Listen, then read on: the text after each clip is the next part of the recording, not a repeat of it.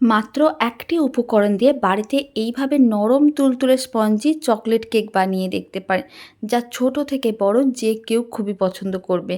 আর বাড়িতে বানালে কমেন্ট বক্সে জানাতে একেবারেই ভুলবেন না খেয়ে আপনাদের কেমন লাগলো। তো চলুন বানানো শুরু করা যাক।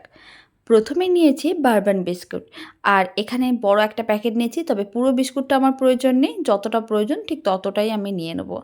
এইভাবে আমি বিস্কুটগুলোকে একটা মিক্সিং বোলের মধ্যে নিয়ে নিলাম। এখন দুটো বিস্কুট একসঙ্গে কিন্তু জোড়ানো থাকে মাঝখানে একটা ক্রিম দিয়ে।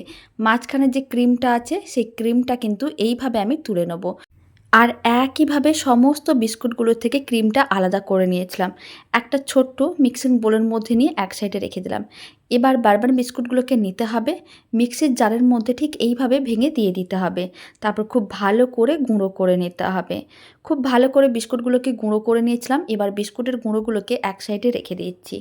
এবার একটা মিক্সিং বোলে নিয়ে এক সাইডে রেখে দিতে হবে। আর ওই মিক্সির জারের মধ্যে দিয়ে দিতে হবে অল্প করে একটু জল। কোনো ধোয়ার দরকার নেই, যেটার মধ্যে আমি বিস্কুট গুঁড়ো করেছিলাম তার মধ্যে অল্প একটু জল দিয়ে দিলাম। আর বিস্কুটের মাঝখানে যে ক্রিমগুলো ছিল সেইগুলো দিয়ে দিলাম। 2 চামচের মতন গুঁড়ো দুধ দিচ্ছি। গুঁড়ো দুধ একেবারেই অপশনাল, আপনারা চাইলে দিতে পারেন, নাও দিতে পারেন। সমস্ত কিছু আবারও খুব ভালো করে এরকমই পেস্ট করে নিতে হবে। আর মিশ্রণটাকে একটা বড় মিক্সিং বোলের মধ্যে দিয়ে দিতে হবে।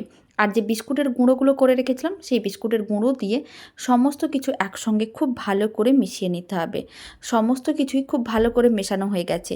আর মিশ্রণটাকে 4 থেকে 5 মিনিট খুব ভালো করে ফেটিয়ে নিতে হবে। এখন আমি এর মধ্যে দিয়ে দিচ্ছি হাফ চামচের মতন ইনো। ইনোর জায়গায় অল্প করে একটু বেকিং সোডা, বেকিং পাউডার দিতে পারেন। তবে ইনো দিয়ে কেকটা বাড়িতে বানিয়ে দেখতে পারেন। কেকটা অনেক বেশি নরম তুলতুলে স্পঞ্জি হবে। আর যারা একেবারে ফার্স্ট টাইম বানাচ্ছেন তারাও একেবারে পারফেক্টভাবে রেডি করতে পারবেন। আর এদিকে একটা ছোট্ট কেকের মোল্ড নিয়েছিলাম। বাটার পেপার দিয়ে রেখেছিলাম, অল্প করে তেলও ব্রাশ করে রেখেছিলাম। তারপর পুরো মিশ্রণটা দিয়ে দিলাম। কড়াইতে জল গরম করে নিচ্ছি। জল খুব ভালো করে গরম করে রেখেছিলাম, মাঝখানে একটা স্ট্যান্ড দিয়ে দিলাম। আর যে কেকের মোল্ডটা আছে সেটাও বসিয়ে দিলাম।